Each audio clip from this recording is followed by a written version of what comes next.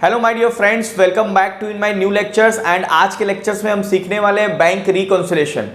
Bank reconciliation start करने के पहले मैं आपको बता दूं माय डियर फ्रेंड्स कि बैंक रिकंसिलिएशन एक अकाउंटेंट का बहुत ही इंपॉर्टेंट टास्क होता है, या अगर कोई भी बिजनेस है तो उस बिजनेस में बैंक को रिकंसाइल करना उस बिजनेस का बहुत ही इंपॉर्टेंट वर्क होता है इन पॉइंट ऑफ अकाउंटिंग, राइट। तो हम लोग को ये जो बैंक रिकंसिलिएशन करना है इसको प्रैक्टिकल वे में करना है। कैसे सबसे इजी तरीके से हम बैंक रिकंसिलिएशन कर सकते हैं।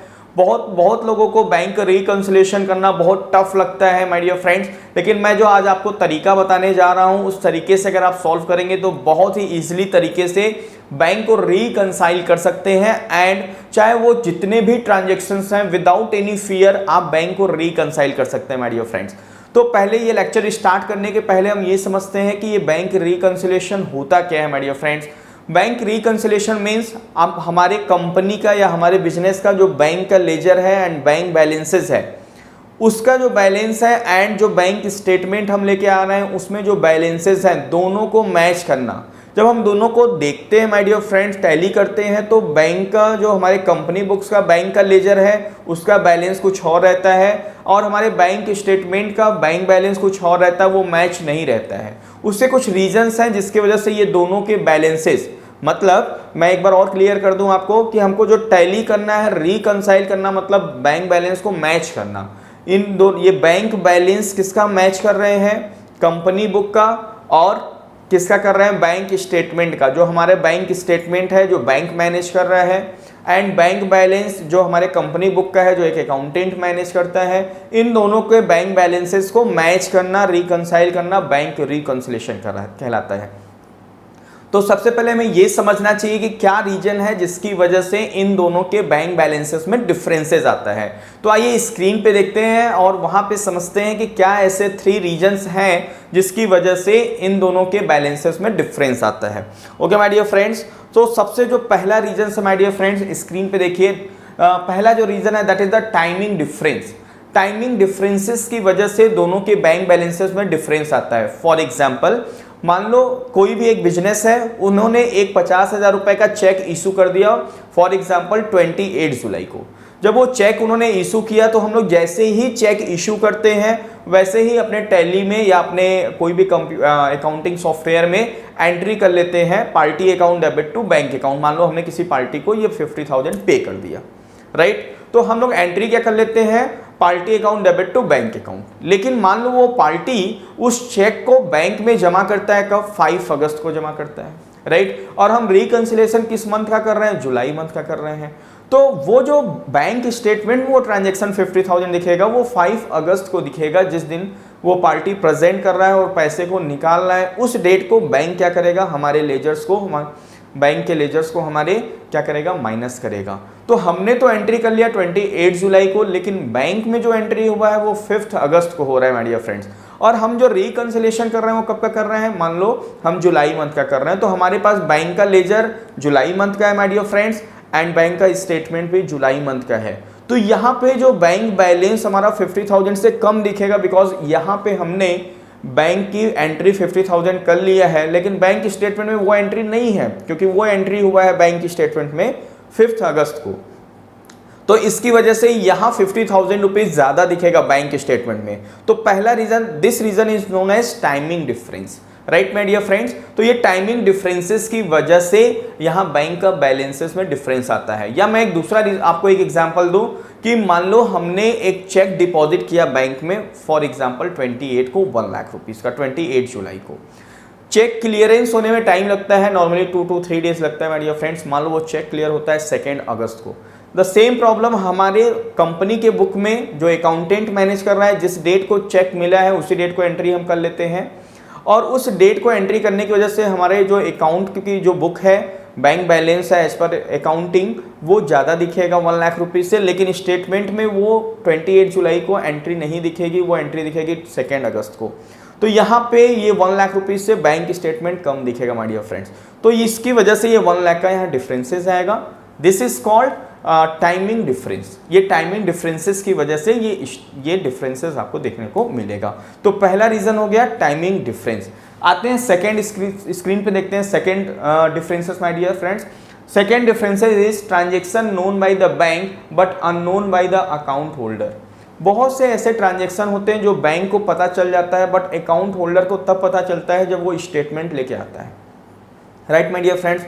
सो जैसे फॉर एग्जांपल इंटरेस्ट, बैंक ने कोई इंटरेस्ट चार्ज कर लिया है, बैंक ने कोई बैंक चार्ज कर लिया है माय डियर फ्रेंड्स, तो उसकी वजह से क्या होगा, हमारे स्टेटमेंट का बैलेंस कुछ और दिखेगा और हमारे बैंक के लेजर्स का, जो हमारे कंपनी बुक्स का बैंक के लेजर्स है, उसका रिजल्ट, उसका बैलेंसेस कुछ और दिखेगा। तो this is the reason number 2, transaction known by the bank but unknown by the account holder. तो इसकी वजह से ये हमारा दोनों बैंक बैलेंसेस में, मतलब बैंक बैलेंसेस एज पर company book and bank balances as पर बैंक स्टेटमेंट, दोनों में डिफरेंस आएगा। आते हैं रीजन नंबर 3 देखते हैं my dear friend. Reason number 3 is error. My dear friends, error की वजह से भी दोनों bank balances per company book and bank balances per bank statement में डिफरेंस आता है। ये एरर क्या हो सकता है, अकाउंट होल्डर के द्वारा भी हो सकता है और ये एरर बैंक के द्वारा हो सकता है। हालांकि बड़ा ही मिनिमम चांसेस है कि ये एरर बैंक के द्वारा हो। नॉर्मली प्रैक्टिकली जो होता है अकाउंट होल्डर के द्वारा होता है। जैसे मान लो कोई एंट्री गलत कर दिया, कोई अमाउंट गलत उन्होंने पुट कर दिया एंट्री करते समय, तो वहाँ पे ये डिफरेंसेस आपको दिखने को मिलेंगे।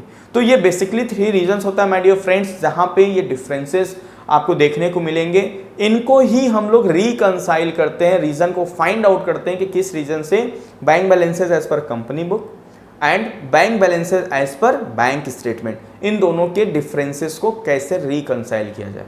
और एक चीज और मैं आपको क्लियर करना चाहूंगा कि जो रीजन नंबर 2 है एंड जो रीजन नंबर 3 है, that is the transaction known by the bank but unknown by the account holder, and reason number 3 that is error. ये दो रीजन जो डिफरेंसेस के हैं, ये कंट्रोल किए जा सकते हैं, ये अंडर कंट्रोल रहते हैं। कैसे, मान लो जैसे ये transaction known by the bank but unknown by the account holder है। मान लो बैंक ने कोई इंटरेस्ट चार्ज किया है या कोई बैंक चार्ज किया है, तो वो एंट्री हम क्या कर सकते हैं, अपने अकाउंट बुक्स में कर लेंगे। तो ये दोनों ये क्या हो जाएगा माय डियर फ्रेंड्स, ये जो रीजन है डिफरेंसेस का वो एंड हो जाएगा, खत्म हो जाएगा। और एरर अगर हुआ है, अगर मेरे द्वारा, दैट इज द, अगर कंपनी बुक में हुआ है, अकाउंट के द्वारा, अकाउंट होल्डर के द्वारा हुआ है, तो वो एरर को हम सही कर लेंगे। बैंक के द्वारा अगर हुआ है तो बैंक से सही करा लेंगे। बट ये जो रीजन नंबर 1 है my dear friends, reason number 1 that is the timing difference, ये हमारे कंट्रोल में नहीं होता है, इसको हम करेक्ट नहीं कर सकते हैं।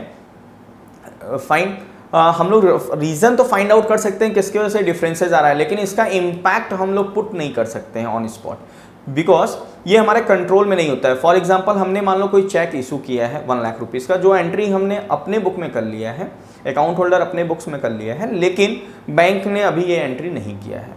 अगर आप बैंक के पास जाते हैं और बताते हैं कि सर हमने ये 1 लाख रुपीज़ का एक चेक इशू किया, आप हमारे बैंक से 1 लाख रुपीज़, बैंक बैलेंस से 1 लाख रुपीज़ माइनस कर लीजिए, बैंक कभी नहीं करेगा, राइट। बैंक अपने सिस्टम से वर्क करेगा, अपने सिस्टम से वो काम करेगा, वो आपके कहने से आपके लेजर्स को माइनस नहीं करेगा।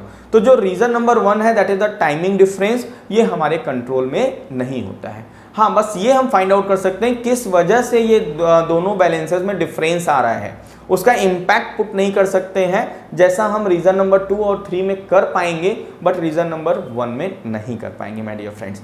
तो ये रीजन है माय डियर फ्रेंड्स, 3 रीजंस है जिसकी वजह से ये डिफरेंसेस आता है। चलिए हम लोग अब देखते हैं कि ये किस तरीके से हमको बैंक का रिकंसिलेशन करना है। इसके लिए प्रैक्टिकली हम लोग सीखेंगे माय डियर फ्रेंड्स। प्रैक्टिकल हम लोग बैंक स्टेटमेंट देखेंगे, प्रैक्टिकली क्वेश्चंस के बेसिस पे हम लोग इसको सॉल्व करेंगे। सो गाइस, हमने ये देख लिया कि कौन कौन से ऐसे 3 रीजंस हैं जिनकी वजह से बैंक बैलेंसेस एज पर company book and bank balances as पर बैंक स्टेटमेंट में डिफरेंस आते हैं। ओके, तो चलिए हम लोग स्क्रीन पे देखते हैं माय डियर फ्रेंड्स कि क्या क्या टॉपिक्स हमको इस लेक्चर में कवर करना है। So first one is the entering opening balance in the bank ledger. सबसे पहले हमें ये सीखना है कि ओपनिंग बैलेंस बैंक लेजर्स में कैसे पुट करना होता है, वो हम लोग सीखेंगे। Second one, reconciling the opening balance. हम लोग रिकंसाइल करेंगे ओपनिंग बैलेंस का। फॉर एग्जांपल, जो हमारा 31 मार्च का बैंक स्टेटमेंट में बैलेंस दिख रहा है और हमारे कंपनी बुक में जो बैंक बैलेंसेस दिख रहा है, इन दोनों को हम लोग रिकंसाइल करेंगे और इस that is called reconciliation of opening balance, right my dear friends. And third one is the periodic reconciliation. Periodic reconciliation my dear friends means कि आपको करेंट ईयर का रिकंसिलेशन करना है, वो हम करना सीखेंगे। And passing necessary entries in the company books to reconcile. जैसा मैंने आपको बताया कि जो रीजन नंबर 2 है एंड रीजन नंबर 3 है, वो एंट्री हम लोग पास करेंगे, और वो एंट्री जब पास कर देते हैं उसके बाद जो हमारे कंपनी बुक का बैंक बैलेंस जो आता है that is called bank balances as per adjusted cash book. Cash book मतलब कैश बुक का बैंक कॉलम, मतलब ये जो बैंक बैलेंस है हमारे कंपनी बुक का माय डियर फ्रेंड्स वो एडजस्ट हो चुका है, मतलब हमने reason number 2 and reason number 3 को एडजस्ट कर लिया है। ओके, तो ये 4 चीजें हम लोग सीखेंगे माय डियर फ्रेंड्स, और मैं आपको कुछ ऐसे ट्रिक्स बताऊंगा जिसकी वजह से जब आप मैनुअल भी रिकंसिलेशन करना चाहोगे तो बहुत ही इजीली तरीके से आप रिकंसिलेशन मैनुअल भी कर सकते हो, और ये सॉफ्टवेयर का यूज़ करके भी आप कर सकते हैं। मैं वो आपको ऐसे मैजिक ट्रिक्स बताऊंगा कि आज के बाद से आपको रिकंसिलेशन से डर नहीं लगेगा। बहुत से अकाउंटेंट, बहुत लोग ऐसे हैं जिनको रिकंसिलेशन से बहुत डर लगता है। आज मैं आपको वो डर बिल्कुल निकाल दूंगा आपके मन से कि रिकंसिलेशन टैली में तो बहुत ईजी है माय डियर फ्रेंड्स, और अगर आप मैनुअल अगर आप कर रहे हैं, रिकंसिलेशन कर रहे हैं, तो भी मैं आपको ऐसे ट्रिक्स बताऊंगा जिसकी वजह से आप बहुत ईजिली तरीके से रिकंसिलेशन कर सकते हैं। चलिए एक प्रोजेक्ट लेते हैं, थोड़ा सा क्लास लेक्चर लेंदी होगा, बट हमें एक एक चीज़ें बहुत ध्यान से समझना है, एक एक पॉइंट्स को बहुत क्लियर करना है माय डियर फ्रेंड्स, क्योंकि ये थोड़ा सा ट्रिकी है, आपको बहुत ध्यान से इसको समझना होगा। Right, so first one is the to understand the bank reconciliation we will use the following terms. हम लोग क्या करते हैं माय डियर फ्रेंड्स कि बैंक रिकंसिलेशन में जो फॉलोइंग टर्म्स, ये टर्म्स यूज करते हैं, इसकी क्या मीनिंग होती है वो चीजें हम सीखेंगे। So first one is the bank ledger. Bank ledger क्या होता है, जिसमें डिटेल्स रहता है रिसीट और पेमेंट का, मतलब हमने बैंक से क्या रिसीट किया या बैंक में हमने क्या पेमेंट किया, मतलब बैंक के थ्रू क्या रिसीट किया और बैंक के थ्रू क्या पेमेंट किया, उसका डिटेल्स, मतलब बैंक का जो डिटेल्स होता है that is called bank ledger. जो कौन बनाता है, कंपनी बनाता है, मतलब बिजनेस बनाता है, अकाउंट होल्डर बनाता है, that is called bank ledgers. Okay, and second one is the bank statement. Bank statement कौन जनरेट करता है, सो बैंक स्टेटमेंट बैंक का डिटेल्स होता है जो कि बैंक हमें प्रोवाइड करता है, हमें मतलब अकाउंट होल्डर को प्रोवाइड करता है कि आपने ये ट्रांजेक्शन बैंक्स में किए हैं, ये पैसे जमा किए हैं और ये पैसे निकाले हैं और ये क्लोजिंग बैलेंस है, that is called bank statement which is provided by the bank. Fine. Third one is the balances as पर कंपनी बुक। ये क्या होता है माय डियर फ्रेंड्स, मतलब जो अकाउंटेंट या जो अकाउंट होल्डर बैंक को मैनेज कर रहा है, मतलब बैंक के अकाउंट को, बैंक की एंट्री कर रहा है, उसके बैंक के लेजर में जो बैलेंस दिखा रहा है that is called balances as पर company book. Right, and fourth one balances as पर बैंक। बैलेंसेज पर बैंक मतलब जो स्टेटमेंट में जो बैलेंसेज दिख रहा है, बैंक बैलेंस दिख रहा है, that is called balances as पर बैंक या बैलेंसेज एज पर bank statement. Right, fifth number amount not reflected in the bank. मतलब ऐसे ट्रांजेक्शन जो हमारे बैंक लेजर्स में, मतलब अकाउंट होल्डर के बैंक लेजर में दिख रहे हैं लेकिन बैंक स्टेटमेंट में नहीं दिख रहे हैं, ऐसे लेजर्स को हम, ऐसे अमाउंट को बोलेंगे amount not reflected in the bank. Okay, तो इस तरीके से ये पॉइंट हम लोग, ये टर्म जो है, ये टर्मिनोलॉजी वगैरह हम लोग यूज करने वाले आगे हैं, तो इस चीज को आप क्लियर करें। Right, and next one is the comparison. Right, मैं जूम कर लेता हूं my dear friends. Okay, right, a comparison of transactions of bank statement as supplied by the bank with the organization's own bank ledger at a particular point of time is called bank reconciliation। हम लोग जो comparison करते हैं, reconcile करते हैं, match करते हैं, किसको, बैंक स्टेटमेंट के बैलेंसेस को and company book, that is जो अकाउंट होल्डर मेंटेन कर रहा है उसके बुक्स, उसके बैंक के बैलेंसेस को जो मैच करते हैं, that is called bank reconciliation, जो हमने आपको पहले ही बता दिया है। राइट, अब देखो क्या यहाँ लिखा हुआ है, a record of comparison will result in the two figures namely balances per company book and balances as पर बैंक बैंक, राइट। मतलब जो हम लोग कंपैरिजन किसका करते हैं, बैंक बैलेंसेस एज पर कंपनी बुक का और बैलेंसेस एज पर बैंक का। और यहाँ पे यहाँ हमने डिफरेंसेस लिखे हैं माय डियर फ्रेंड्स, जो ऑलरेडी आपके साथ मैं डिस्कस कर चुका हूँ स्टार्टिंग में कि वो 3 रीजंस कौन से हैं जिसकी वजह से बैलेंसेस एज पर कंपनी बुक और बैलेंसेस एज पर बैंक स्टेटमेंट में डिफरेंसेस आता है, राइट। तो मैं यहाँ पे आगे बढ़ जाता हूँ। यहाँ पे this is the bank, this is the following the bank ledger for the March 2020। मतलब ये जो क्लोजिंग है 2020 का, मतलब करेंट ईयर का ओपनिंग है, दैट इज द ये बैंक का हमारा लेजर्स है, जहां पे आपको क्लोजिंग बैलेंस दिख रहा है माय डियर फ्रेंड्स। मैं यहां आपको जूम करके दिखाता हूं, यहां मार्क करके दिखाता हूं मैं।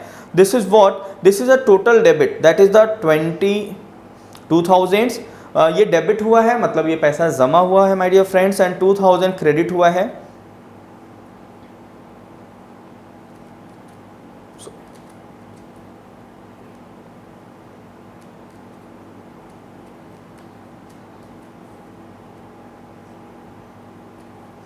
ये 2000 माय डियर फ्रेंड, ये 2000 क्रेडिट हुआ है, राइट। और ये जो क्लोजिंग बैलेंस है वो कितना है, closing balance is 20,000 rupees, 20,000 rupees का क्लोजिंग बैलेंस है, राइट। मतलब 31 मार्च को हमारे बैंक के लेजर्स में 20,000 रुपीज दिख रहा है। आपको ये टोटल से नहीं मतलब है माय डियर फ्रेंड्स, ये क्लोजिंग बैलेंस इससे मतलब है, राइट। आपको ये 20,000 से मतलब है, ओके फाइन। मतलब क्लोजिंग बैलेंस जो है बैंक का वो कितना है 20,000, या जो आप ये बोल सकते हैं करेंट ईयर का बैंक बैलेंस का ओपनिंग बैलेंस है आपका कितना 20,000, right.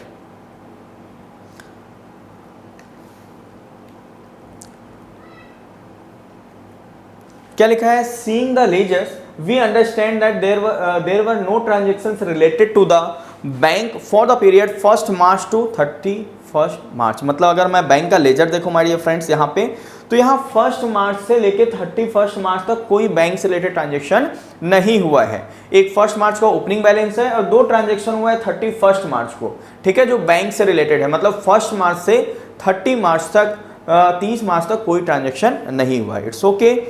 On the last day of the financial year, that is the 31st March 2020, one check was received and one payment was through the bank. मतलब 2 transaction हुआ है किस date को, 31 मार्च को, जैसा आप यहाँ पे देख पा रहे हो। 31 मार्च को 2 पेमेंट हुआ है माय डियर फ्रेंड्स। यहाँ पे मैं आपको हाईलाइट करके दिखाता हूँ। दिस वन, यहाँ पे क्या हुआ है, यहाँ रिसीट हुआ है माय डियर फ्रेंड्स, यहाँ रिसीट हुआ है 10,000। एक ट्रांजेक्शन ये हो गया, एंड दूसरा ट्रांजेक्शन है दैट इज दिस वन, जहां पे हमने पेमेंट किया है how much 2,000 rupees, right. Simple, मतलब 2 ट्रांजेक्शन हुआ है 31 मार्च को। एक हुआ है 10,000 रुपए की रिसीट हुई है और एक 2,000 का पेमेंट हुआ है, fine. So the closing balance according to the bank statement on 31st March 2020 will remain 12,000। इस चीज को आप थोड़ा सा ध्यान से समझेंगे, ये क्या बोल रहा है। Sorry, the receipt cheque was, यहाँ पे इस चीज को ध्यान से समझेंगे my dear friend. The receipt cheque was deposited on the next day, that is the on 1 April. मतलब जो 31 मार्च को 10,000 रुपए का चेक मिला था, उसको हमने 1 अप्रैल को बैंक में जमा किया है। मतलब वो बैंक स्टेटमेंट में नहीं दिख रहा है, किस डेट को, 31 मार्च को नहीं दिख रहा है। It's okay. The cheque given towards the payment of electricity bill 31 March 20 will not be reflected in the bank statement of March 2020। और जो हमने 2000 का पेमेंट भी किया है my dear friends electricity bill, वो भी बैंक स्टेटमेंट नहीं दिख रहा है, बिकॉज क्लियरिंग में टाइम लगता है। 31 मार्च को अगर हम पे कर रहे हैं, चेक दे रहे हैं, तो वो सेम डे को नहीं नॉर्मली होता है क्लियर, वो हो सकता है 1 अप्रैल 2 अप्रैल, मतलब नेक्स्ट मंथ में हो रहा है। तो जिसकी वजह से so the closing balance according to the bank statement कितना रह जाएगा, 12,000 रह जाएगा। कैसा, मतलब जो अगर आप इस तरीके से आप देखें, यहाँ पे भी आप अगर देख पाएँ तो यहाँ पे भी अगर 12,000 ओपनिंग बैलेंस है, राइट, और बैंक वाले ने ये ट्रांजैक्शन भी नहीं किया है, ये ट्रांजैक्शन भी नहीं किया है, तो उनका क्लोजिंग बैलेंस ये न दिख के 20,000 न दिख के कितना क्लोजिंग दिखेगा माय डियर फ्रेंड्स, जो ओपनिंग है वही क्लोजिंग दिखेगा। मतलब बैंक स्टेटमेंट में क्लोजिंग बैलेंस दिखेगा दैट इज द 12,000। बिल्कुल सिंपल है, क्योंकि बैंक वाले ने ना तो ये एंट्री की है और ना तो ये एंट्री की है, तो 12,000 का बस ओपनिंग बैलेंस ही उनके में क्लोजिंग बैलेंस दिख रहा है 31 मार्च को। मतलब ये क्लियर है हमको कि हमारे बैंक स्टेटमेंट में 12,000 दिख रहा है क्लोजिंग बैलेंस, और हमारे कंपनी बुक में जो बैंक बैलेंस दिख रहा है वो कितना दिख रहा है, 20,000 रुपीज दिख रहा है। अब इनको ही रिकंसाइल करना है, राइट, इनको ही रिकंसाइल करना है। मैं अब आपको एक मैजिक बताने जा रहा हूँ, एक ट्रिक्स बताने जा रहा हूँ माय डियर फ्रेंड्स, जिससे आप बड़े ही इजीली तरीके से मैन्युअली क्या कर सकते हैं, बैंक रिकंसिलेशन कर सकते हैं। फॉर एग्जांपल मैं यही एग्जांपल यही लेता हूँ, मान लो कि दो एंट्री है, राइट, जो बैंक मतलब बैंक बुक में सॉरी जो बैंक लेजर में नहीं हुआ है, बैंक लेजर मतलब कंपनी बुक्स में हो गया है लेकिन बैंक स्टेटमेंट में नहीं हुआ है। अब आपको रिकंसिलेशन करना है, तो कैसे करेंगे, राइट। तो देखिए आप सबसे पहले क्या लिखोगे, यहाँ पे आपको लिखना है सबसे पहले बैंक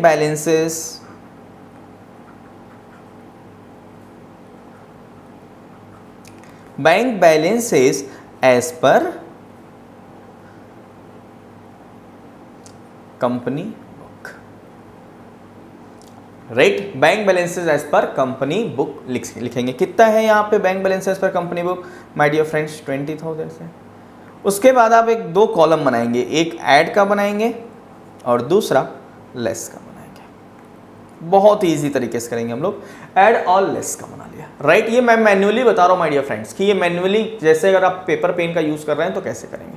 अब ये दो ट्रांजेक्शन है, सबसे पहले आपको क्या करना होता है, सबसे पहले स्टेप रहता है कि आप बैंक स्टेटमेंट को और बैंक के लेजर को सामने रखें, बैंक स्टेटमेंट को बेस मान लें, राइट, बैंक स्टेटमेंट को क्या मान लें, बेस मान लें। वहाँ का डेबिट साइड यहाँ के अमाउंट में बैंक के लेजर में क्या दिखेगा, क्रेडिट साइड में दिखेगा, राइट, क्रेडिट साइड में दिखेगा। क्यों, क्योंकि बैंक के बुक में रीजन क्या है कि बैंक अपने हिसाब से एंट्री कर रहा है अपने बुक में। जैसे अगर हम बैंक में 10,000 रुपये जमा कर रहे हैं तो वो हमारे लिए क्या है, बैंक में जमा कर रहे हैं तो 10,000 रुपये असेट है तो हम डेबिट करेंगे बैंक को, लेकिन बैंक के लिए वो 10,000 जो आपसे लिया है बैंक, वो क्या है बैंक के लिए लायबिलिटी, तो क्या करेगा, क्रेडिट। मतलब सिंपल, जो बैंक के स्टेटमेंट में जो चीज़ें क्रेडिट दिखेगी वो यहाँ पे डेबिट दिखेगा बैंक के लेजर में, बैंक बुक में, कंपनी बुक में, एंड जो बैंक स्टेटमेंट में डेबिट दिखेगा वो कंपनी बुक के में क्या दिखेगा माय डियर फ्रेंड्स, वो क्रेडिट दिखेगा, राइट। तो आप क्या करो, बैंक के स्टेटमेंट को बेस मान लो और सबसे पहले डेबिट साइड यहाँ पे टिक करते जाओ और इधर क्रेडिट साइड मान लो। कोई अमाउंट है बैंक स्टेटमेंट में, डेबिट साइड आप एक पकड़ो, पहले दोनों साथ साथ नहीं पकड़ना है डेबिट क्रेडिट, आप बैंक स्टेटमेंट का डेबिट देखिए और जो अमाउंट है वो अमाउंट आप सर्च करिए, कंपनी बुक में दिख रहा है, उसको टिक करते जाइए। और ये टिक करते उसी तरीके से फिर क्रेडिट साइड भी आप आ जाइए, बैंक स्टेटमेंट का क्रेडिट साइड को बेस मानिए और उसको देखिए कि वो एंट्री दिख रही है कि नहीं दिख रही है बैंक बुक में, ठीक है, कंपनी बुक में दिख रही है कि नहीं दिख रही है, और अगर दोनों में दिख रही है तो दोनों को टिक कर लीजिए। ये करने से आपको ये फाइंड आउट हो जाएगा कि कौन कौन सी एंट्री मिसमैच है, मतलब बैंक के स्टेटमेंट में हुई है लेकिन कंपनी बुक में नहीं हुआ है, या कंपनी बुक में कौन सी एंट्री हुई है लेकिन पासबुक में नहीं हुआ या बैंक स्टेटमेंट में नहीं हुआ है, ये आपको फाइंड आउट हो जाएगा। तो सबसे पहले ये आपको फाइंड आउट करना है फर्स्ट स्टेप में कि कौन कौन सी एंट्री मिसमैच है, राइट। अब उसके बाद स्टेप नंबर 2 में आपको इस तरीके से हैंड्स बनाना है। Right hand side is what, right hand side is bank balance as पर company book and left hand side is bank balance as पर bank statement, right my dear friends, bank statement. अब आपको क्या करना है कि जो भी ट्रांजेक्शन है, हम मान लेते हैं फॉर एग्जांपल, जैसे यही क्वेश्चन उठा लेते हैं, फॉर एग्जांपल दो ट्रांजेक्शन ऐसे हैं जो हमारे बैंक स्टेटमेंट में नहीं दिख रहे हैं लेकिन हमारे कंपनी बुक में है। कौन से, एक 10,000 के रिसीट के जो अभी हमने क्वेश्चन लिया था, और 2,000 रुपये इलेक्ट्रिसिटी पेमेंट का जो हमारे कंपनी बुक में है लेकिन बैंक स्टेटमेंट में नहीं है। अब उसको आपको इस हैंड को इम्पैक्ट देखना है कि उस ट्रांजेक्शन से क्या इम्पैक्ट पड़ रहा है। मतलब हमको क्या कर लेना है, सबसे पहले हमने अपने को लिख लिया बैंक बैलेंस है इस पर कंपनी बुक हाउ मच 20,000, ये हमने लिख लिया। अब ये दोनों एंट्री को ऐड करें या लेस करें, इसके लिए हमें हैंड बनाना पड़ेगा माय डियर फ्रेंड्स। तो हमने हैंड बनाया, पहला क्या है, 10,000 रुपये रिसीट हुआ है, तो अगर 10,000 रुपये रिसीट हुआ है तो हमारे 10,000 रुपये जो हमने एंट्री कंपनी बुक में किया है, 10,000 हमने एंट्री कर लिया है लेकिन बैंक स्टेटमेंट में नहीं दिख रहा है, तो हमारा 10,000 से कंपनी बुक क्या हो जाएगा, बढ़ जाएगा। तो अब क्या करना पड़ेगा, इसको दोनों को बैलेंस करने के लिए क्या करना होगा, नीचे करना पड़ेगा। नीचे करने का मतलब माइनस करना पड़ेगा। तो यहां हम लिखेंगे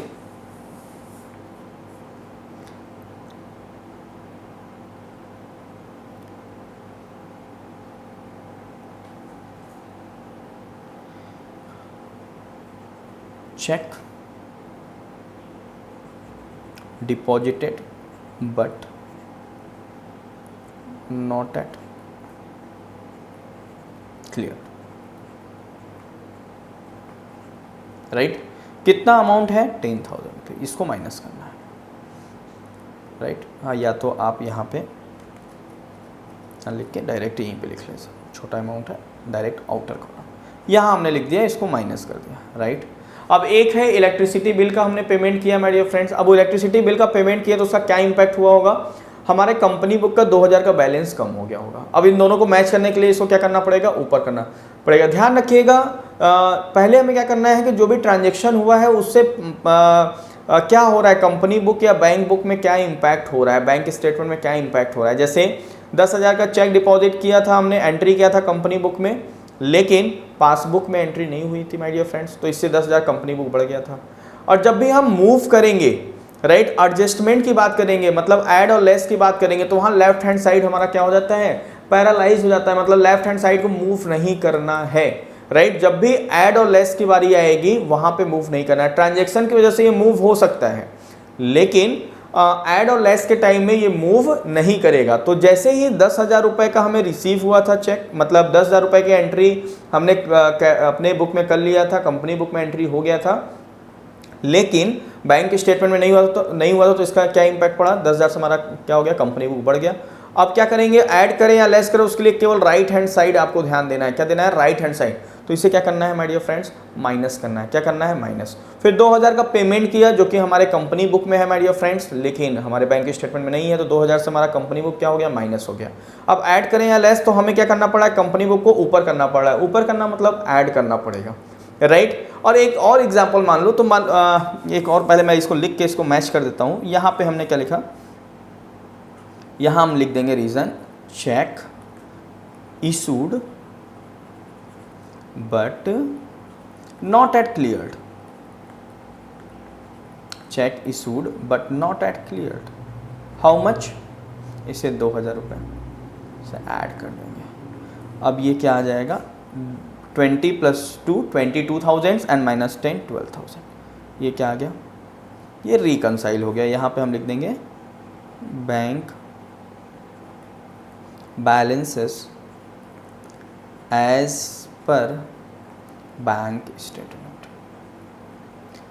राइट, बैंक बैलेंसेस एज पर बैंक स्टेटमेंट। ये 12,000 हमने यहाँ पे तो इस तरीके से हम मैन्युअली रिकंसिलेशन करते हैं। मतलब हमेशा आपको इस हैंड को ध्यान देना है। सबसे पहली बात आपको क्या ध्यान रखना है कि ट्रांजैक्शन की वजह से, मान लो अगर बैंक ने 100 रुपये का बैंक चार्ज किया है जो कंपनी बुक में नहीं एंट्री हुआ है, तो उसका क्या इंपैक्ट पड़ेगा, एक एग्जांपल और लेते हैं। उससे मेरा पासबुक कम हो जाएगा, मतलब बैंक स्टेटमेंट 100 रुपये से क्या हो जाएगा, कम हो जाएगा। तो उस केस में हमें ऐड करना है या लेस, देखो दोनों को बराबर करने के लिए हम लेफ्ट हैंड साइड भी ऊपर कर सकते हैं, लेकिन हमें नहीं करना है। ऐड और लेस के टाइम में केवल राइट हैंड साइड से काम करना है माय डियर फ्रेंड्स। तो ये क्या करना पड़ेगा, माइनस, मतलब नीचे करना पड़ेगा, मतलब क्या करना पड़ेगा, माइनस करना पड़ेगा।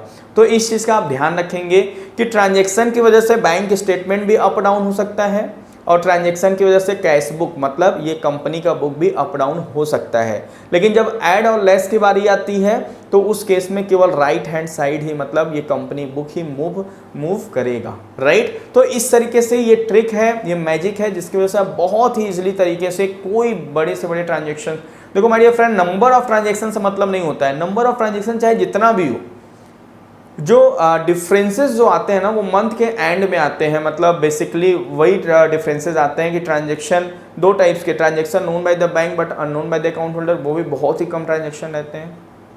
दूसरा टाइमिंग डिफरेंस, तो चाहे नंबर ऑफ ट्रांजैक्शन बहुत ज़्यादा हो, डजेंट मैटर, लेकिन आपको क्या है, उसके जो डिफरेंसेस जो मिलेंगे वो बहुत कम ट्रांजैक्शन रहेंगे। और वहाँ पे आपको ये वाला प्रैक्टिस यूज़ करके ये आपको ऐड और लेस करके आपको फाइंड आउट कर लेना है, जैसा मैंने इस एग्जांपल में करके दिखाया।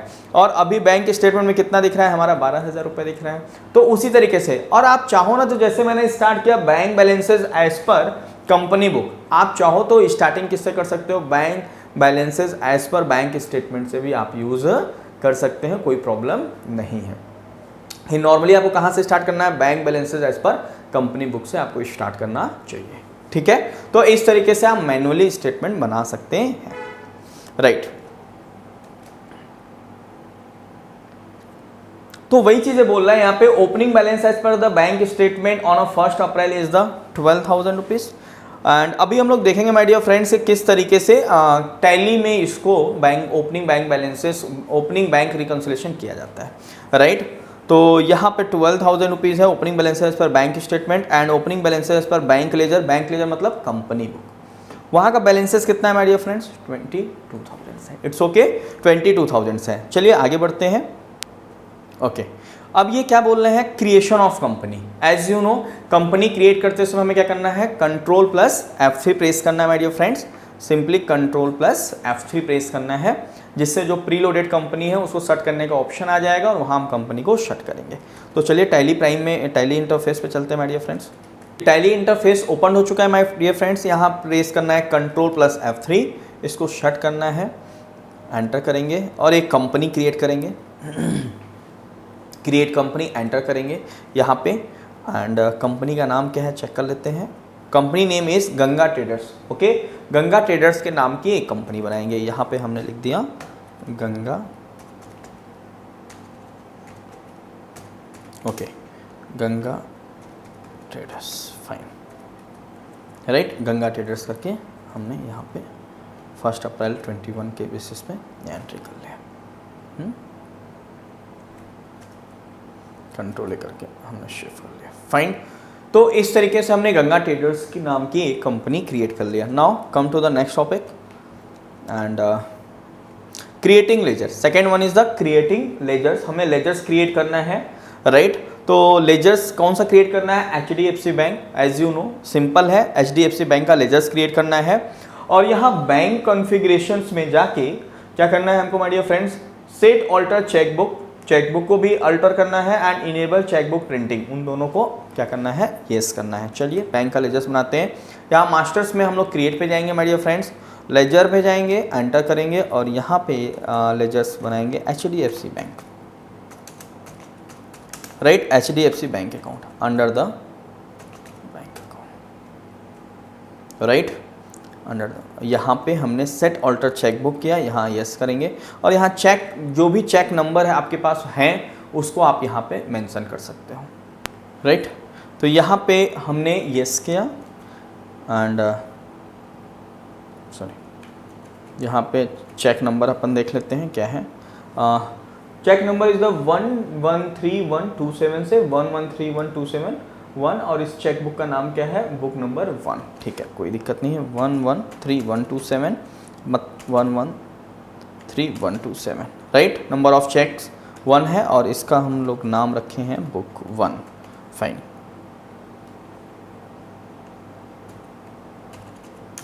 Book 1, right. और दूसरा जो चेक बुक है उसका नंबर है 145101 145200, ठीक है, 145101 145200 and this name is book number 2, fine. ये हमने चेक बुक कर दिया। इनेबल चेक प्रिंटिंग, ये set alter cheque printing configuration, no, control लेकर के सेव कर लिया। तो इस तरीके से HDFC बैंक अकाउंट हमने बना लिए हैं वहाँ पे। अब आते हैं नेक्स्ट टॉपिक्स पे, that is the ledgers creation. अब ये फटाफट कुछ लेजर्स क्रिएट करना है माय डियर फ्रेंड्स। इसको लेजर्स क्रिएट कर लेते हैं। इसको चाहो तो आप मोर देन 1 लेजर्स है my dear friends, multiple ledgers में जाके आप इसको कर सकते हो या सिंपल 1 बाई 1 कर लीजिए। First one is the Mohak enterprises sundry debtors में मैं यहाँ फटाक से Mohak enterprises, right, sundry debtors, control A किया, सेव हो गया। Next one is the Kotak fisheries, Kotak fisheries ledger बना लीजिए, Kotak fisheries, right, Kotak fisheries sundry debtors, control A करके ये लेजर्स बन गया। And third one is the Sun fisheries, Sun fisheries का लेजर बना लीजिए, Sun fisheries, right. And under the Sunday debtors, fine, Sunday debtors, control A। And next one is the telephone expenses, telephone expenses बना लीजिए, telephone expenses, ठीक है। ये indirect expenses है, आप इसको इनडायरेक्ट एक्सपेंसेस में पुट करें, control A, right. Next one is the software expenses, इसको भी इनडायरेक्ट एक्सपेंसेस में कर लीजिए, सॉफ्टवेयर एक्सपेंसेस, राइट, ये भी इनडायरेक्ट एक्सपेंसेस में, control A. And next one is the bank commission and charges, bank commission and charges, ठीक है, इनडायरेक्ट एक्सपेंसेस है, इसको भी कंट्रोल ए करके सेव कर लीजिए। Next ledger is the commission expenses, इसको भी बना लीजिए आप, कमीशन एक्सपेंसेस, राइट, ये भी क्या हो जाएगा आपका इनडायरेक्ट एक्सपेंसेस, कंट्रोल ए, फाइन। तो इस तरीके से हमने ये सारे लेजर्स बना लिए हैं। अब बारी आती है ट्रांजेक्शन्स को रिकॉर्ड करने की, राइट माय डियर फ्रेंड्स। अब फटाफट एक एक ट्रांजेक्शन्स रिकॉर्ड करते हैं। Transaction number 1 is the receipt cheque towards the advance from Mohak enterprises. Mohak enterprises से एक एडवांस रिसीव हो रहा है 30,000 and cheque number is the 456,567, date 1 April 20, right, and cheque was of the HDFC bank Andheri branch, right. तो यहाँ पे एक बार date मैं एक बार चेक कर लेता हूँ, I think financial year 1 April 20 होगा, बिकॉज यहाँ पे ओके फाइनेंशियल ईयर जो होगा वो 1 अप्रैल 20 करेंगे। हमने 21 ले लिया था, बट इसको मैं चेंज कर देता हूँ, राइट। ये कंपनी को अल्टर करके मैं डेट को चेंज कर लेता हूँ, F3 अल्टर कंपनी, एंड यहाँ पे मैं फाइनेंशियल ईयर 1 अप्रैल 20 ले लेता हूँ,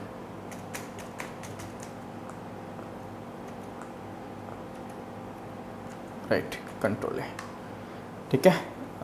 अब हम लोग एंट्री करते हैं। रिसीट चेक हो रहा है किससे, मोहक एंटरप्राइजेस से 30,000 rupees and cheque number this okay, and the cheque was deposited on the same day 1 April को हम लोग डिपॉजिट भी कर दे रहे हैं, नो इशू। अब इसकी एंट्री करेंगे हम लोग रिसीट वाउचर्स में, यहाँ पे हम लोग वाउचर्स में गए एंड F6 करके रिसीट करेंगे, F2 करके date 1 April 20, okay, financial year change करना पड़ेगा, ऑल्ट F2 करके, okay, no issue. 1 April 22 M21, that is the okay, and Mohak enterprises से आप एंटर करेंगे amount A.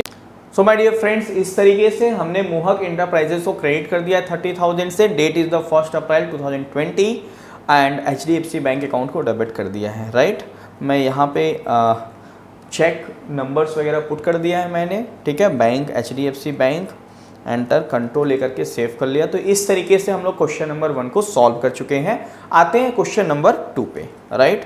Question number 2 that is paid telephone bills of ₹500 2 April 2020, our cheque number is, my dear friends एक चीज़ और clear कर लेते हैं। यहाँ जो हमने HDFC बैंक का लेजर्स बनाया उसका ओपनिंग बैलेंस 20,000 था, आई थिंक हमने पुट नहीं किया 20,000, चलिए पुट कर देते हैं इसको 20,000, ऑल्टर करके लेजर्स में, यहाँ ऑल्टर पे जाएंगे, लेजर्स पे जाएंगे and HDFC bank, right, HDFC bank account में, और यहाँ हमने ओपनिंग बैलेंस पुट नहीं किया था। ओपनिंग बैलेंस पुट करने के लिए आपको यहाँ पे पुट करना है, ओके, यहाँ पे आपको 20,000 रुपीज़ पुट करना है एंड डेबिट बैलेंस, राइट, यहाँ पे हमने पुट कर लिया।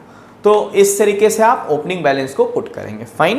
एंड अब आते हैं क्वेश्चन नंबर 2 पे, that is the question number 2 is paid telephone bill of ₹500 on 2 April 20, our cheque number is this drawn on the name of BSNL, click F5 payment, click F2 date and change the date 2 April, ठीक है। And configuration भी करना है हमको, use auto cheque numbering to yes, select cheque range to yes, ठीक है।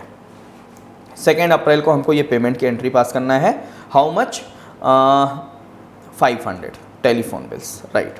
तो यहाँ पे वाउचर्स पे चलते हैं my dear friends, and F5 करके पेमेंट लेंगे, F2 करके date 2 April, and debit is the telephone expenses, amount is 500 and HDFC bank, यहाँ F12 करके जो सेटिंग्स थी, first setting is the use auto cheque numbering to yes, select cheque range, okay. यहाँ पे already yes है दोनों चीज़ें, ये हैं already cheque, use auto cheque numbering yes and select the cheque range yes, ये दोनों येस है, कंट्रोल लेकर के सेव कर लिया, एंटर किया, राइट। यहाँ पे चेक, ठीक है, चेक रेंज क्या है 131 217, एक बार चेक कर लेते हैं चेक रेंज क्या ये बोल रहे हैं, कौन सा लेना है। ओके, चेक नंबर 145101 लेना है माय डियर फ्रेंड्स। तो यहाँ जो चेक रेंज है वो हम लोग ये ले लेंगे and 145101 instrument date 2 April enter करेंगे एंड एंटर करेंगे। इस तरीके से हमने पेमेंट का एंट्री कर लिया, एंट्री नंबर 2। ऑलराइट, अब ये क्या है, accept the bank details and accept the vouchers and अब आप देख पा रहे हो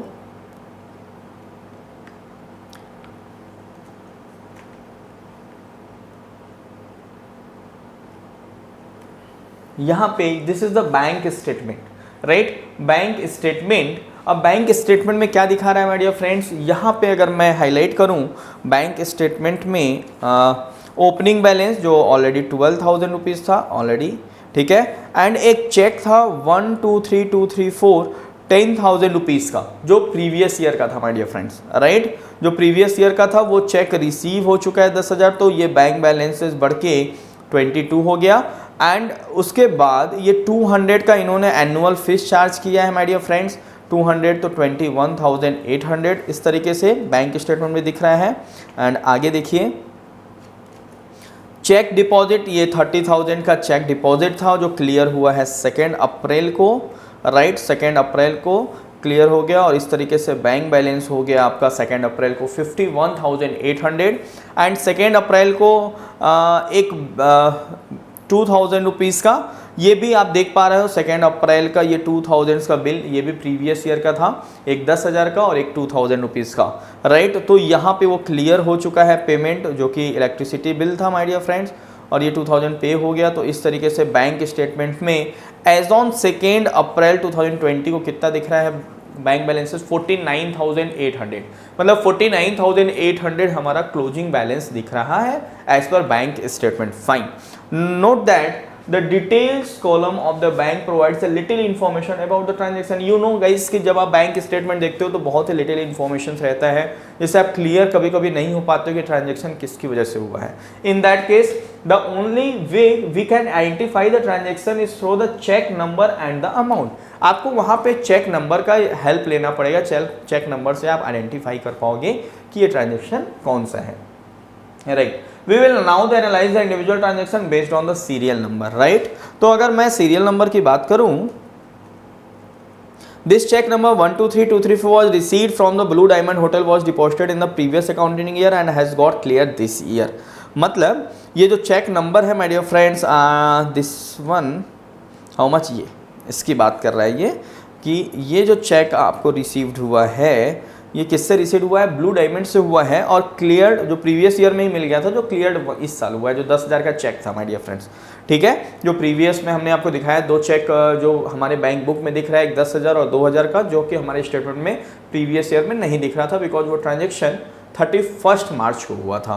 तो क्लियर कब हुआ, 1 अप्रैल को हुआ, राइट। और क्या कह रहा है ये, bank has deducted annual fees towards the debit card from the our bank account, we will have to pass the journal entry. This transaction is known as, my dear friends, transaction known by the bank but unknown by the account holder। Bank ने क्या किया, 200 रुपए का एक annual fees charge किया है हमसे, right, debit card use करने का एनुअल फीस चार्ज किया है, फाइन।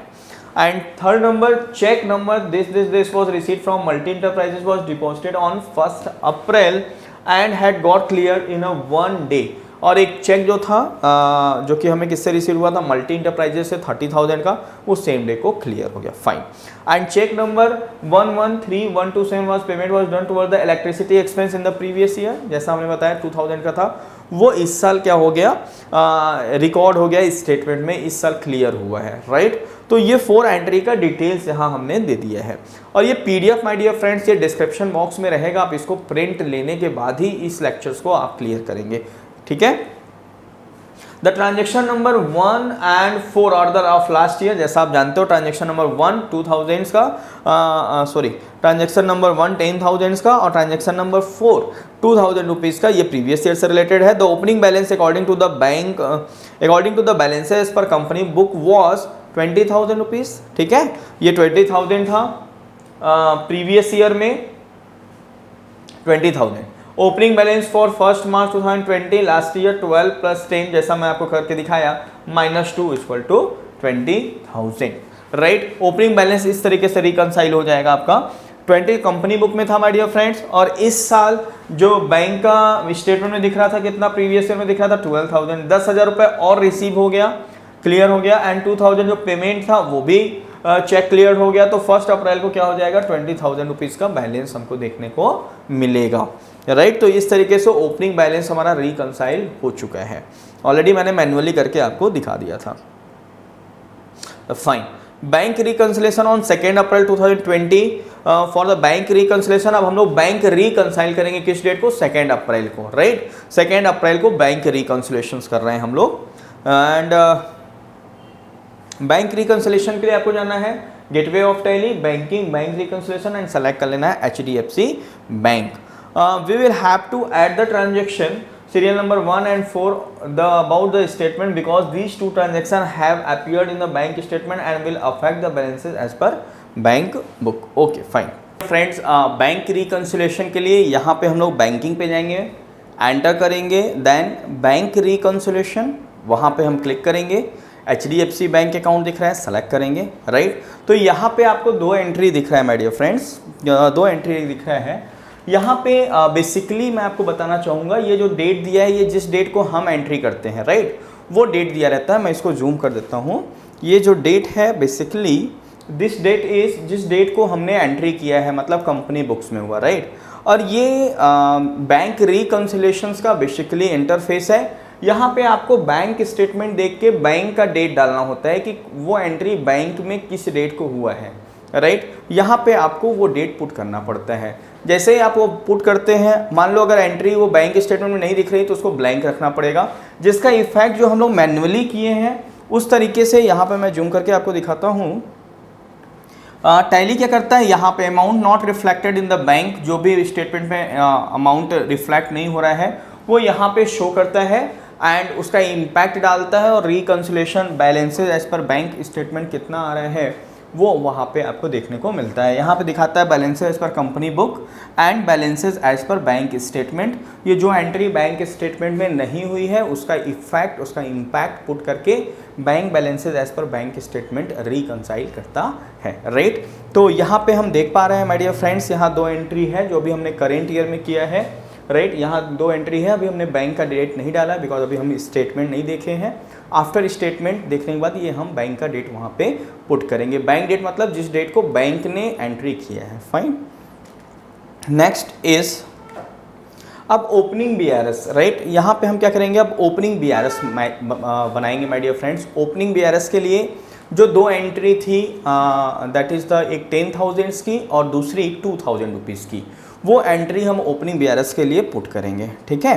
एंड ओपनिंग BRS के लिए हमें क्या करना पड़ेगा, Ctrl+H करना पड़ेगा। यहाँ आप देख पा रहे हो Ctrl+H opening BRS, sorry Alt+H put करना पड़ेगा ओपनिंग BRS के लिए। यहाँ मैं Alt+H करूँगा और यहाँ पे हम ओपनिंग BRS के लिए जो एंट्री हमारे ओपनिंग में नहीं हुई है, राइट, वो हम यहाँ पे शो करेंगे,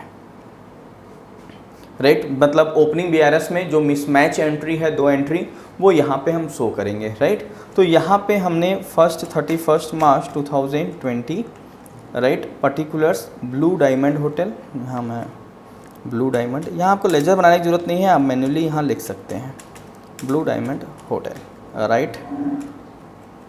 डिपॉजिट था, ठीक है, यहाँ डिपॉजिट था एंड अमाउंट इज 10,000 रुपीज़। यहाँ 10,000 पुट करेंगे। इंस्ट्रूमेंट नंबर देख लीजिए 123234 123234 and instrument that is 31 March, right, and ठीक है, और एंटर करेंगे। और एक और एंट्री थी, 2 एंट्री थी जिसमें एक एंट्री हमने पोस्ट कर दिया, दूसरी एंट्री यहाँ कर रहे हैं माय डियर फ्रेंड्स। यहाँ इलेक्ट्रिसिटी एक्सपेंस, राइट, इलेक्ट्रिसिटी, ये ओपनिंग इलेक्ट्रिसिटी, ठीक है। ये पे विड्रॉल था, विड्रॉल कर देंगे एंड यहाँ पे हमको लेना है that is the cheque remarks लेना है, इंस्ट्रूमेंट डेट, राइट, चेक हमें लेना है and enter 2,000 rupees, fine. And cheque range, यहाँ पे हम चेक रेंज ले लेते हैं this one and cheque number is 113127। यहाँ एंटर करेंगे, डेट लेंगे 31 मार्च एंड एंटर, राइट। तो इस तरीके से आप देख पा रहे हो ये हमारा ओपनिंग बीआरएस मिल चुका। बैलेंसेज एज पर कंपनी बुक था आपका 20,000 माय डियर फ्रेंड्स।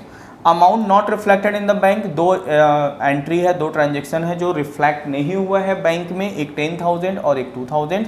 तो इसका इम्पैक्ट पुट करके ये बैलेंसेज एज पर बैंक स्टेटमेंट 12,000 आपके बैंक स्टेटमेंट दिखना चाहिए, जो हमारे बैंक स्टेटमेंट में दिख रहा है। इस तरीके से हमने ओपनिंग बीआरएस मैच कर लिया है, करेक्ट, कंट्रोल लेकर के सेव कर लेंगे, right.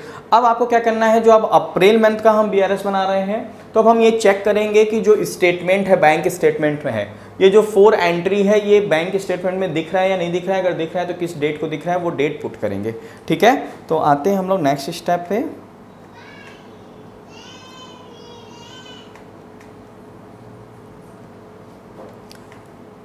And the entry number 3 is the bank has deducted 200 from the account. 200 rupees bank क्या कर रहा है, डिडक्ट कर रहा है as a bank charge. This entry must be done in our books. This entry can be done directly from the screen.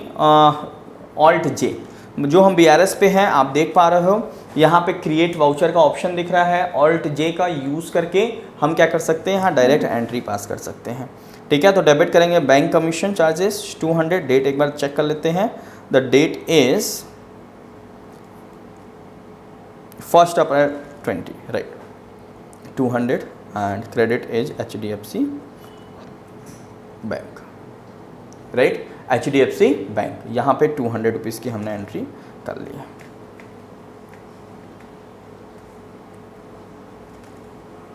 And instrument number is MIR, जो भी है क्वेश्चंस में आप लिख लेंगे, MIR 19357 and 9512 9260, राइट। यहाँ चेक का date range पूछ रहे हैं, यहाँ नॉट अप्लीकेबल कर देते हैं, राइट। और यहाँ पे जो ट्रांजेक्शन टाइप्स है ये अदर्स, क्योंकि बैंक डिडक्ट कर लिया है 200, कोई चेक वगैरह से पेमेंट तो हम किए नहीं है, इसलिए ट्रांजेक्शन टाइप्स यहाँ के ले लेंगे माय डियर फ्रेंड्स, अदर्स ले लेंगे, राइट। एंड इंस्ट्रूमेंट नंबर जो है यहाँ MIR, ये बैंक का कोड है MIR 19357 and 95129 and 260, right, 260 and instrument date 1 अप्रैल। और इस तरीके से हमने ये 200 का बैंक चार्जेस का एंट्री कर लिया, फाइन। अब आते हैं हम लोग नेक्स्ट वन पे।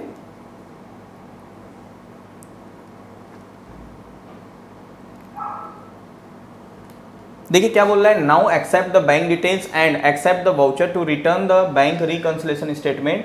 The cheque number 145101 towards the payment of telephone bill has not yet been cleared by the bank, so keep the bank date of last entry blank and fill the bank dates according to the bank statement as shown। ये नीचे bank statement दिख रहा है my dear friends. हम लोग यहाँ पे आप देख पा रहे हो, मैं इसको जूम कर देता हूँ, यहाँ आप देख पा रहे हैं सब में हम बैंक डेट पुट कर रहे हैं बिकॉज सारी ट्रांजेक्शन हमको स्टेटमेंट में दिख रहा है, राइट। लेकिन एक एंट्री जो है ये टेलीफोन एक्सपेंसेस का जो 500 पेमेंट है वो नहीं शो हो रहा है, इस वजह से उसको हम लोग ब्लैंक करेंगे, राइट। तो इस तरीके से यहाँ से हम डेट डाल देंगे, ये हम बैंक स्टेटमेंट देख के करेंगे, ठीक है, बैंक स्टेटमेंट करेंगे। तो यहाँ पे मैं आप देख पा रहे हो बैंक स्टेटमेंट, अगर मैं बात करूँ ऊपर बैंक स्टेटमेंट दिया हुआ था, जिसको आप ये दिस वन, राइट, ये this one is the bank statement.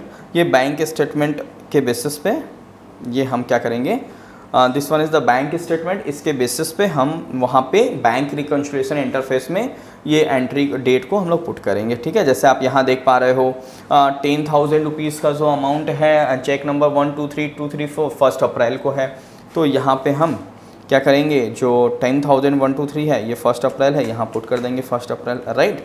उसके बाद आप देख पा रहे हैं 200 का जो है माय डियर फ्रेंड्स, 200 का है बैंक डेट 1 अप्रैल है, तो हम लोग भी 200 का जो है ये 1 अप्रैल। एंड नीचे आप देखिए थर्ड नंबर क्या है आपका 456 30,000 का है 2 अप्रैल को, यहाँ पे 30,000 का 2 अप्रैल अपन कर दिया, राइट। एंड लास्ट वन 2,000 का है 113127 2 अप्रैल को है, तो 113 127 सेकेंड अप्रैल, राइट। तो हम इस तरीके से ये एंट्री कर लेंगे, राइट। तो इस तरीके से बैलेंसेस एज पर कंपनी बुक 49,300 है। मैं आपको जूम करके दिखाता हूँ, 49,300 रुपीज़। एंड आप यहाँ देख पा रहे हैं amount not reflected in the bank 500 reflect नहीं हो रहा है इस स्टेटमेंट में। एंड बैलेंसेस एज पर बैंक स्टेटमेंट कितना दिख रहा है 49,800। हम लोग पीडीएफ में भी देखते हैं ये कितना दिख रहा है my dear friends. Bank statements अगर हम बात करें यहाँ पे, तो बैंक स्टेटमेंट पे भी कितना दिख रहा है माय डियर फ्रेंड्स। यहाँ पे मैं आपको हाईलाइट करके दिखाता हूँ। यहाँ पे ये दिख रहा है 49,800। तो हमारा इस तरीके से बैंक का रिकंसिलेशन क्या हो चुका है, मैच कर गया है, राइट। 49,800 एंड 49,800, यहाँ पे भी 49,800 है। बिल्कुल क्लियर है माय डियर फ्रेंड्स, कोई कंफ्यूजन नहीं होना चाहिए। 49,800 हमारा यहाँ पे भी दिख रहा है और बैंक स्टेटमेंट में भी दिख रहा है। सारी एंट्री जो हमने पोस्ट किया है, जो प्रीवियस ईयर की 2 एंट्री थी उसको भी हमने ओपनिंग वीआरएस में पोस्ट कर दिया, और उसको डेट जो हमें अप्रैल मंथ में दिख रहा है हमने डेट डाल दिया। एक एंट्री केवल 500 का अमाउंट जो रिफ्लेक्ट नहीं हुआ है बैंक स्टेटमेंट में, उसको हमने ब्लैंक यहाँ छोड़ा हुआ है, राइट माय डियर फ्रेंड्स। और उसके बेसिस पे ये हमारा बैंक रिकंसिलेशन बन चुका है। तो टैली में एकदम सिंपल है माय डियर फ्रेंड्स। आप बैंकिंग में जाइए, बैंक रिकंसिलेशन में जाइए, वहाँ पे आप जितने भी एंट्री किए वो एंट्री दिखेगा आपको। बस आपको स्टेटमेंट उठाना है और स्टेटमेंट उठा के जो एंट्री जिस डेट को हुआ है वो डेट यहाँ पुट करना है, और जो डेट एंट्री नहीं हुआ है बैंक स्टेटमेंट में उसको ब्लैंक छोड़ देना है। टैली क्या करेगा, जो ब्लैंक डेट है मतलब जो एंट्री स्टेटमेंट में नहीं दिख रहा है उसका इफेक्ट यहाँ प्लस माइनस सेम कॉन्सेप्ट जो हमने आपको बताया, ट्रिक्स बताया, उसके बेसिस पे ये क्या कर देता है, प्लस माइनस करके आपको बता देता है कि आपके स्टेटमेंट में इतना अमाउंट दिखना चाहिए। फिर आप चेक कर लो कि क्या हमारे स्टेटमेंट में ये अमाउंट दिख रहा है। अगर दिख रहा है तो इट मीन्स आपका बैंक रिकंसिलेशन हो चुका है। So simple, right. Now come to the next topic, entry number 4, right. Entry number 4, receipt check towards the advance from the Sun Fisheries of rupees 50,000, check number this, dated this, and the check was of SBI. The check was deposited on the same day in the bank 1st May, right। चलिए हम लोग एक entry कर लेते हैं यहाँ पे 1 मई को।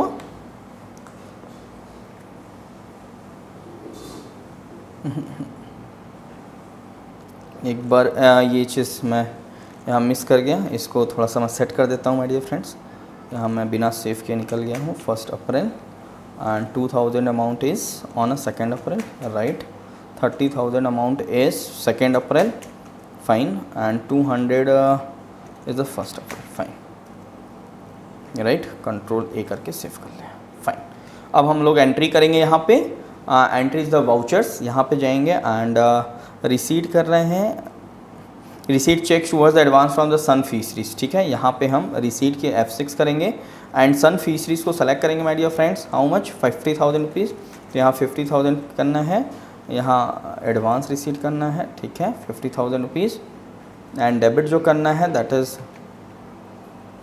HDFC बैंक अकाउंट, यहाँ हम HDFC बैंक अकाउंट ले लेंगे, 50,000 ले लेंगे, राइट। चेक से रिसीव हो रहा है, चेक कर देंगे। 50 इंस्ट्रूमेंट नंबर क्या है, 987786, 987786, right. And instrument date is, cheque कर लेते हैं 1 मई, तो यहाँ हम 1 मई ले लेंगे, राइट। एंड बैंक जो है वो SBI बैंक है, तो यहाँ हम स्पेसिफाई कर देंगे SBI, state bank of India, fine. यहाँ पे हमने कर दिया। ये डेट मैं चेक कर लेता हूँ, 1 मई को ये ट्रांजेक्शन हुआ है, यहाँ 1 मई F2 करके हम पुट कर देंगे, राइट। 1 मई को एंट्री हुआ है और इसको हम एक्सेप्ट कर लेंगे, फाइन माय डियर फ्रेंड्स। इसको हमने एक्सेप्ट कर लिया। इस तरीके से ये एंट्री हो गया। चलते हैं नेक्स्ट टॉपिक। अब बोल रहा है डाउनलोडेड बैंक स्टेटमेंट ऑन 31 मई। ये जो बैंक स्टेटमेंट दिख रहा है दैट इज द 31 मई का दिख रहा है, राइट माय डियर फ्रेंड्स। और इसकी क्लोजिंग बैलेंस कितनी है, this one is the closing balance 73,800 rupees, fine. 73,800 ये क्लोजिंग बैलेंस दिख रहा है। अब हम लोग क्या करेंगे माय डियर फ्रेंड्स, हम लोग करेंगे, यहाँ पे क्या लिखा है, we will now analyse the individual transaction based on a serial number. Cheque number 987876 receipt from the Sun fisheries was deposited. Cheque number this one receipt from the Sun fisheries was return unpaid. क्या हो गया, ये return unpaid हो गया है। And bank deducted 350 from our account as a cheque return charge. हमको जो एक चेक रिसीव्ड हुआ था 50,000 रुपीज़ का सन फिशरीज से, ये क्या हो गया, हमने डिपॉजिट तो किया लेकिन वहाँ ये चेक क्लियर नहीं हुआ, अनपेड हो गया और बैंक ने हमसे 350 रुपीज़ चार्ज कर लिया, फाइन। ठीक है, और आगे क्या बोल रहा है ये, online fund transferred from the Kotak fisheries as advance, the customer had sent the payment details on WhatsApp, so receipt voucher was not made for the same, right, the receipt voucher was not made for the same. Customer had sent the payment details on WhatsApp, ठीक है, so the receipt voucher was not made for the same. We will have to enter a receipt voucher for the same, ठीक है।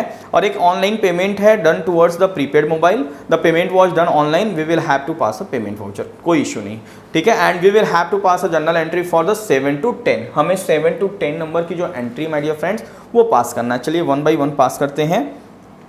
अब पहले entry number 5 देखिए क्या बोल रहा है, चेक ऑफ सन फिशरी 50,000 जो रिटर्न हो गया, अनपेड हो गया, इसकी हम एंट्री पास करेंगे।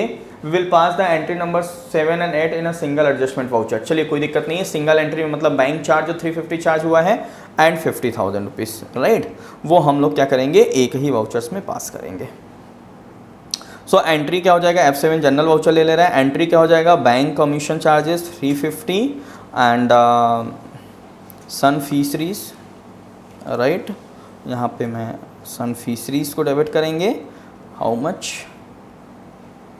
Right, 50,000 rupees Sun fisheries and यहाँ पे हम लोग जो लेंगे वो अगेंस्ट रेफरेंस ये 50,000 रुपीज़ एंड क्रेडिट कर लेंगे हम लोग कौन सा, HDFC बैंक। यहाँ HDFC बैंक सेलेक्ट करेंगे माय डियर फ्रेंड्स। यहाँ पे आप देख पा रहे हो HDFC बैंक नहीं दिख रहा है, तो आप क्या करेंगे, शो मोर ऑप्शंस पे जाएंगे एंड यहाँ एंटर करेंगे तो HDFC बैंक आपको देखने को मिलेगा। यहाँ HDFC बैंक 50,350 से हमने इसको क्रेडिट कर लिया एंड एक्सेप्ट कर लिया, राइट। यहाँ पेमेंट प्रीव्यू के लिए बोल रहा है, हमें नहीं चाहिए पेमेंट प्रीव्यू एंड इस तरीके से हमने 550 350 की एंट्री कर लिया है, ठीक है। आते हैं अपने नेक्स्ट टॉपिक्स पे। Entry number 6, receive 25,000 through the online transfer from the Kotak fisheries, ठीक है, तो इसकी एंट्री करेंगे। कोटक फिशरीज से हम लोग रिसीव कर रहे हैं, ऑनलाइन ट्रांसफ़र उसने कर दिया है एंड एंट्री क्या हो जाएगा, ये एडवांस रिसीट हो रहा है, एक नया वाउचर्स बना लेंगे हम लोग। F6 रिसीट क्रेडिट कर लेंगे कोटक फिशरीज को, amount is 25,000 rupees, date cheque कर लेते हैं 31 में, तो यहाँ F2 करेंगे, यहाँ 31 में ले लेंगे and Kotak fisheries amount is 25,000, यहाँ हमने 25,000 से लिया है माय डियर फ्रेंड्स। एंटर करेंगे, एडवांस है तो यहाँ हम एडवांस सेलेक्ट कर लेंगे, एंटर, राइट, यहाँ मैं एक बार चेक कर लेता हूँ एडवांस, अच्छा यहाँ पे ठीक है, एंड एंटर करेंगे, यहाँ HDFC बैंक डेबिट करेंगे एंड यहाँ एक चीज़ और मैं देख लेता हूँ, अच्छा बैंक के लोकेशन नहीं दिख रहा है, F12 करेंगे, यूज डिफ़ॉल्ट बैंक लोकेशन, इसको नो कर देंगे, ठीक है, एंड ये जो इसको येस करके सो बैंक लोकेशन डिटेल्स, ठीक है, कंट्रोल करके अब यहाँ पे ये दिखेगा, यहाँ पे हम ई फंड ट्रांसफ़र सेलेक्ट करके, ये ई फंड ट्रांसफ़र हुआ है तो यहाँ ई फंड ट्रांसफ़र ले लेंगे। इंस्ट्रूमेंट नंबर आप मेंशन कर लीजिए, कोई भी एक नंबर मैं डाल देता हूँ माय डियर फ्रेंड्स, कोई भी एक नंबर ले लीजिए एंड इंस्ट्रूमेंट डेट 31 में, बैंक यहाँ कौन सा, येस बैंक है, तो आप यहाँ पे स्पेसिफाई कर दीजिए येस बैंक, राइट है, येस बैंक यहाँ पे हमने एंटर किया और एक्सेप्ट कर लिया। तो इस तरीके से ये एंट्री हमारी हो चुकी है। Come to the next entry, online payment done for the prepaid mobile recharge on 31 March, ठीक है, टेलीफोन एक्सपेंसेस हम रीपेड कर रहे हैं, how much amount is 150 rupees, ठीक है, एंड 31 मई को, तो चलिए फटाफट हम लोग 31 मई को पेमेंट कर देते हैं, that is the F5 and telephone expenses amount is 150, right, एक बार अमाउंट मैं चेक कर लेता हूँ, करेक्ट है, HDFC बैंक एंड यहाँ पे transaction type is others, right, और यहाँ पे भी आप कोई भी एक रेफरेंस नंबर ले लेंगे, एंटर करेंगे 31 एंड 31 में। तो इस तरीके से हमने एक टेलीफोन एक्सपेंसेस की एंट्री नंबर 7 को कंप्लीट कर लिया। अब बोला बैंक रिकन्सिलेशन ऑन 31 में, अब मई मंथ की हमने एंट्री कर लिया, अब बारी आती है बैंक रिकन्सिलेशन की माय डियर फ्रेंड्स। तो बैंक रिकन्सिलेशंस के लिए आप क्या करोगे, यहाँ रिकन्सिलेशंस में जाएंगे हम लोग, यहाँ जैसा आपको दिख रहा है रिकन्सिलेशंस के लिए आप यहाँ से भी जा सकते हो, बैंकिंग से भी, या आप क्या कर सकते हो, दूसरा ऑप्शन डिस्प्ले मोर रिपोर्ट्स पे जाइए, आप एंटर करिए एंड यहाँ अकाउंट बुक्स, लेजर्स, और यहाँ सेलेक्ट कर लीजिए HDFC बैंक, और यहाँ पे रिकंसाइल के लिए Alt+R आपको प्रेस करना है, रिकंसिलेशन के लिए Alt+R, राइट। तो ये रिकंसिलेशंस का ऑप्शंस आपको यहाँ देखने को मिलेगा। अब यहाँ वही ट्रांजैक्शन दिख रहा है माय डियर फ्रेंड्स जो अनरिकंसाइल्ड है। अगर आपको सारे ट्रांजैक्शन देखने हैं जो रिकंसाइल्ड भी है तो वहाँ पे आप Ctrl+B प्रेस करिए and include the reconciled transaction, इसको एंटर कर दीजिए, मतलब वो भी हम देखना चाहते हैं, और Ctrl+S कर दीजिए, Alt+F2 करके। अगर मे का देखना है तो केवल मे का ही अगर आप देखिए, ठीक है। अगर आप पूरा देखना चाहते हैं 1 अप्रैल टू 31 मई, तो यहाँ रिकंसाइल्ड भी दिखेगा और अनरिकंसाइल्ड भी दिखेगा आपको, राइट। तो यहाँ पे ये सारे ट्रांजैक्शन दिख रहे हैं, ठीक है। और केवल मे का अगर आपको देखना है, करना है, मे का रिकंसिलेशन करना है, चूँकि अप्रैल का कर लिए, तो आप इस तरीके से देख पाएंगे।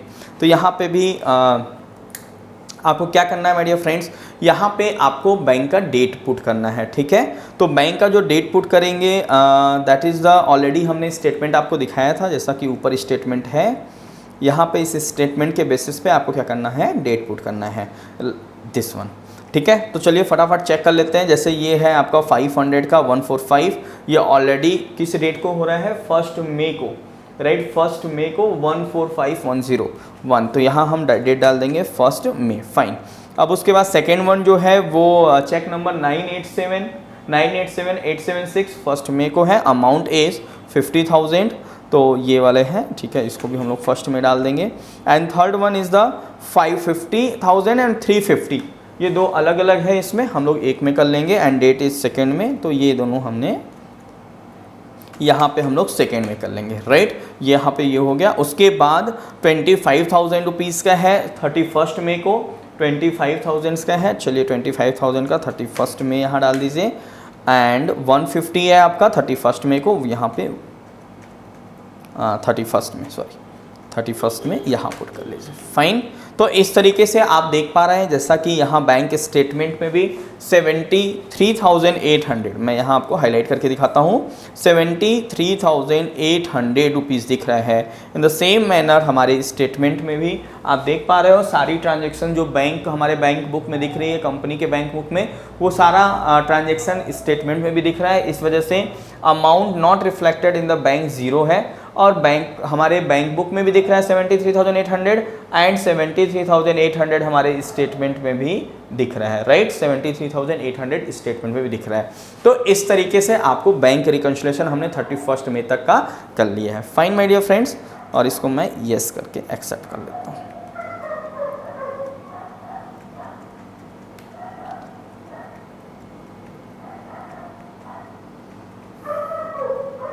ओके, अब आते हैं हम लोग entry number 8, cash of withdrawal from ATM on 1 June 2020, we will enter this transaction according to the bank statement serial number 10, right. ये सीरियल नंबर 10 में हमने क्या किया है, एक एंट्री है जो स्टेटमेंट में दिख रहा है बट अपन एंट्री नहीं किए हैं, तो वो हम दिखाएंगे HDFC बैंक, और कौन से डेट को, we will enter this transaction according to the bank statement serial number 10, ठीक है। ये विड्रॉल हुआ है तो कंट्रा वाउचर्स पास होगा इसके लिए, तो एंट्री हम लोग करेंगे यहाँ पे, दैट इज एंटर करेंगे contra F4 and HDFC bank 10,000 rupees, and date देख लेते हैं 1 जून, तो F2 करेंगे 1 जून 10,000, इसको अदर्स कर लेते हैं, Ctrl A एंड डेबिट कर लेंगे माय डियर फ्रेंड्स ये कैश, फाइन। तो इस तरीके से 1 जून की भी एंट्री हमने कर लिया है, ठीक है। 1 जून को हमने एंट्री कर लिया है, सॉरी ये अमाउंट 800 था, मैं बाई मिस्टेक इसको 10,000 कर लिया हूँ, मैं करेक्ट कर लेता हूँ अमाउंट को, ये 800, फाइन, नो इशू, ये हमने करेक्ट कर लिया, ठीक है। एक्सेप्ट द वाउचर, ठीक है, रख दो भैया।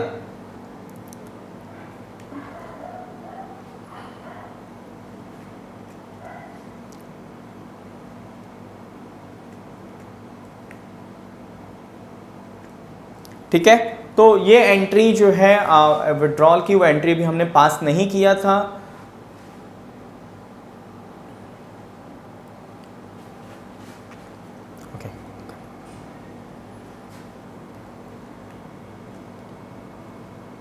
देखिए क्या लिखा है, the last entry will remain unreconciled in the reconciliation statement.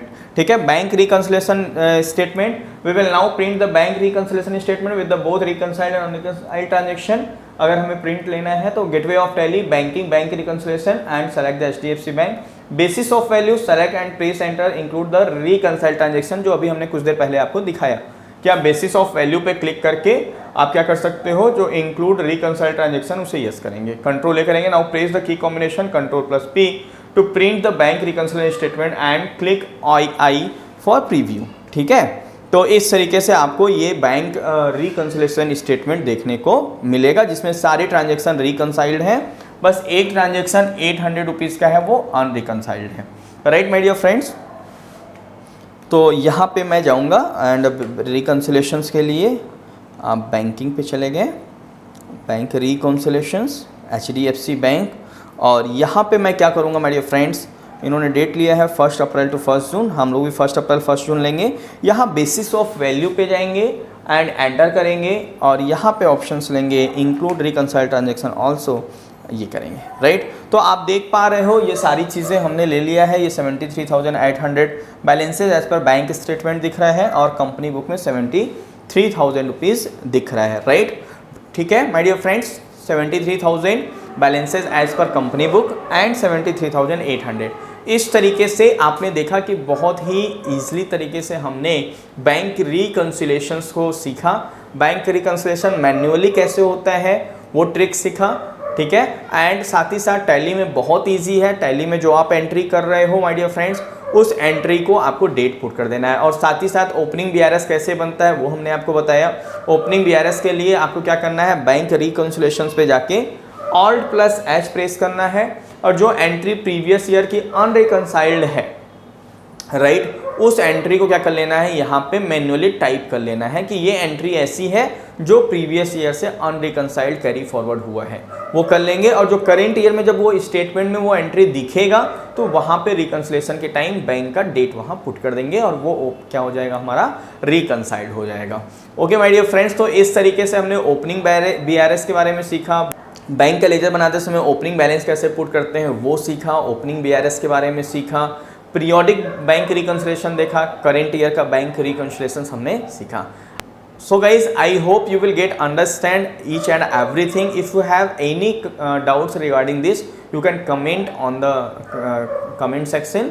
Right my dear friends, I will solve your problem. But this is a very important topic. Again, I am emphasize on this point. This is a very important topic and you will have to practice on it. So guys, thank you so much for watching this video.